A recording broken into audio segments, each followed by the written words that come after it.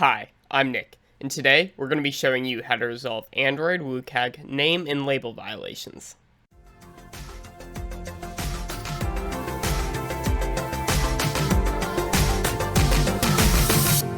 WCAG 2.3.5, titled Name and Label, states that text, or images of text, must contain an accessibility name which matches the text that is visually presented.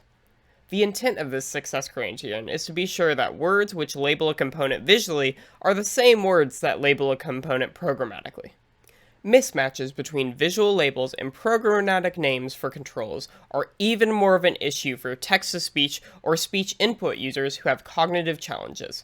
Mismatches create extra cognitive function for speech input users who must remember a different speech command than the visual label of the control.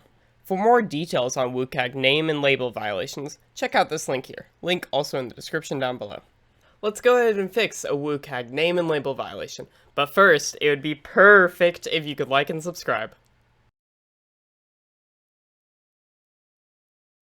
Here we have a normal and a violating button for the name and label violations. Let's pull up our emulator to see if there's a difference between our screen reader is able to see. Let's go ahead and click on each one of these buttons to see if we can hear the difference.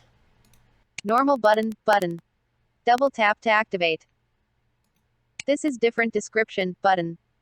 Double tap to activate. So as we can see, there is a discrepancy between the programmatic name and the visual name of this component. Let's go ahead and fix this violation. Here we can see that the normal button has an identical content description, which is the programmatic name in Android development, and text description, which is the visual name. Notice how the violating button has a different description for the content description versus the visual text. We can fix this violation by making sure that the content description matches the visual text. Let's make these changes and go ahead and rerun our application so we can see the update on our emulator. From within the emulator, we can see that the programmatic name and the visual name for this component now match. No longer violating button. Double tap to activate. And just like that, we fixed our name and label accessibility violation. What accessibility criterion would you like to see added to WCAG? Let us know in the comments down below. Happy developing!